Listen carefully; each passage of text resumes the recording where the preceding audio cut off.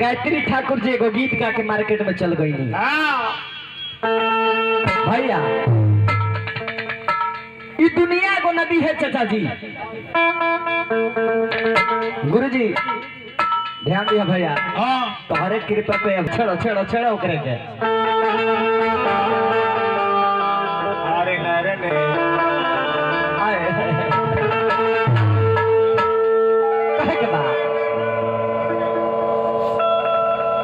कि नदिया के पार बा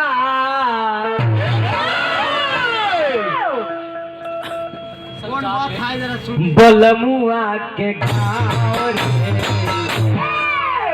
बुझा जुझा भातार केकरा कहल जाला चाचा जी? भर थारी भात जो भर पेट भात खिया ओकरा भातार न कहल जाला।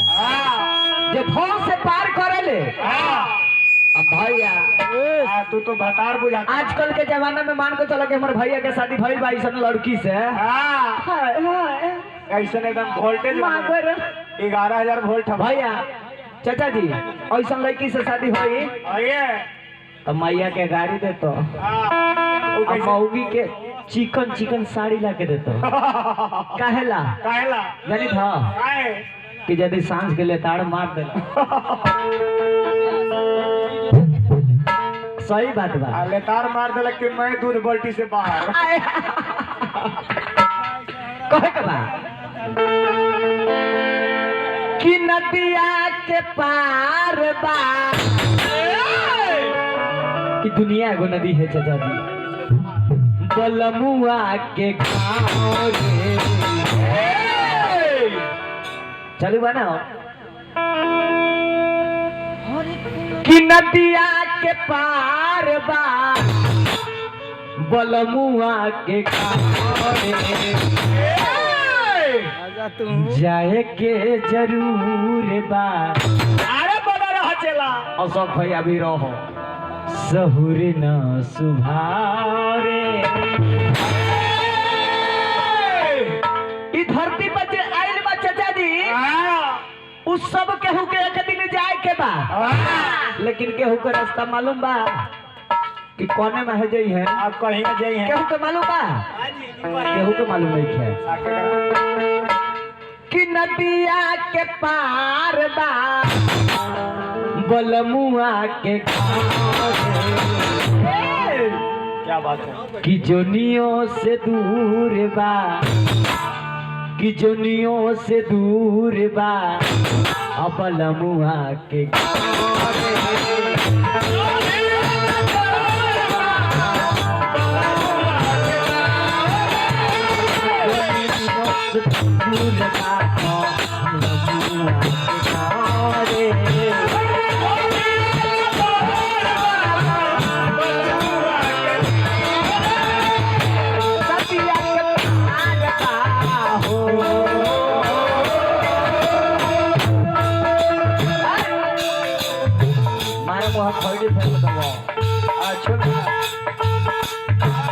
नदिया के पार बा हो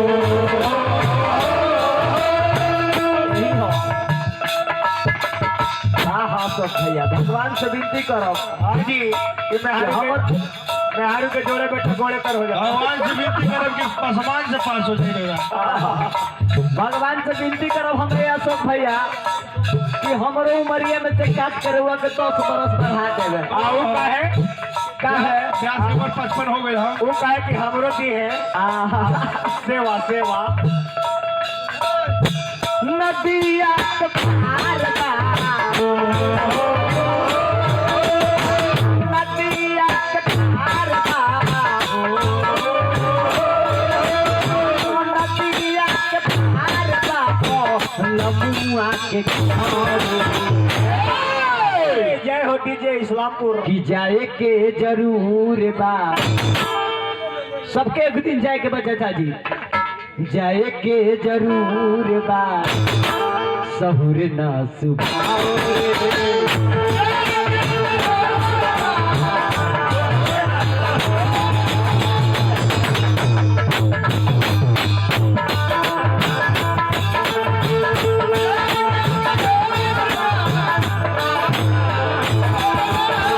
किसको दिल दी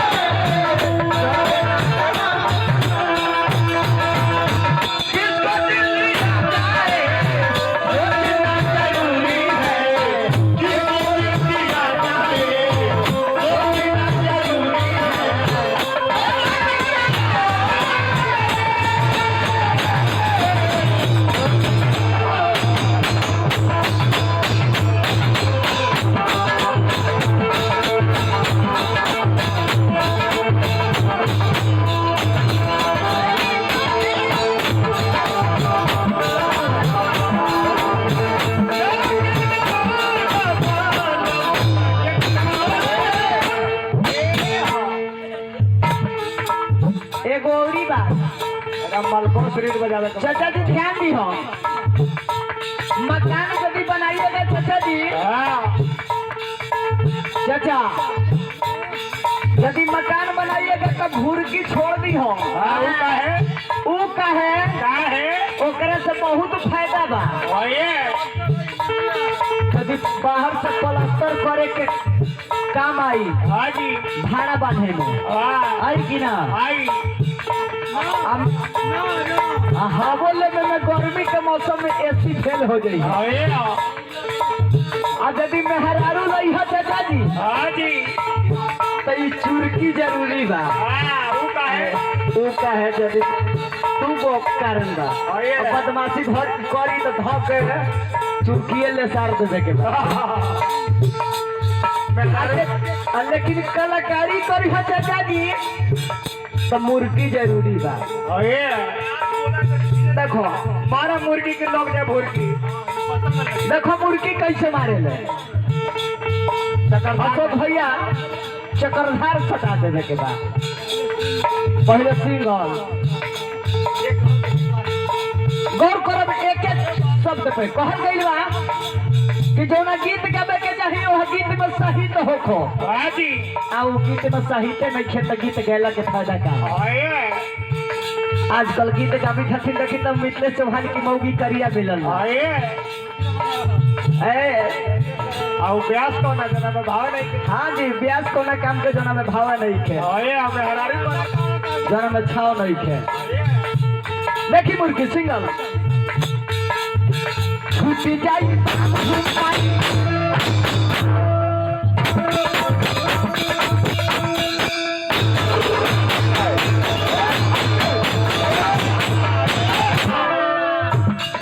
ये मुर्गी मारा है तो लड़का निहुर के देख रहा है कौची ओही गड़ी मोच मोचिया अच्छा बताओ मुर्गी मारी थले कि मूस मारी थली गे कच्ची कुची हो गलो अबरी से हाँ तब कच्ची कुची हो गलो एकदम मार की मरावे लख ना रहे कौची रे मुर्गी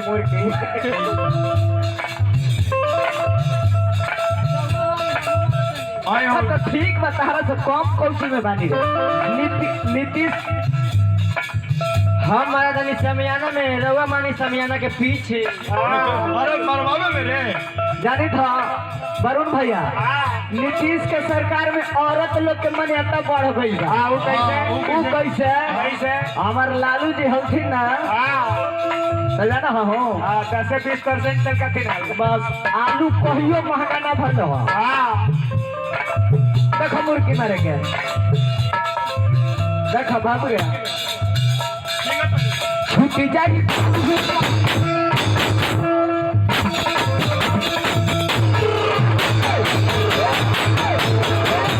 अरे है पानी लेके पी ले आज भाई भौजैया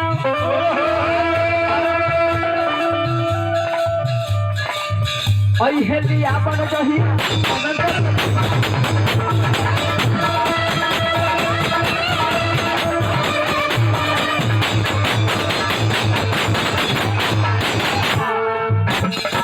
छूट जाई बाप माई भाई भौजैया लिया बन कहिया ननदो के भैया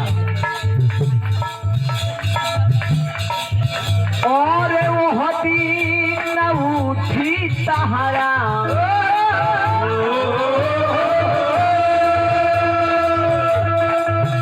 घर से पाँव रे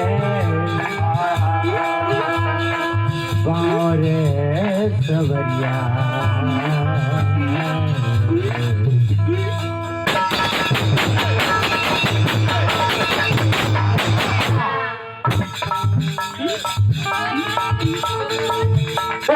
उठी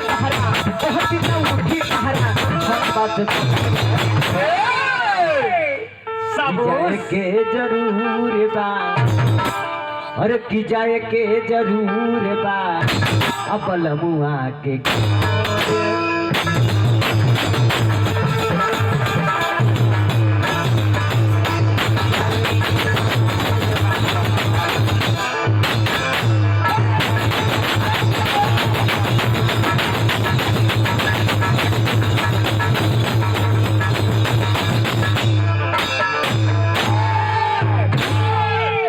के छोड़ दिले बच्चा का रे कुछ दिन बीत गई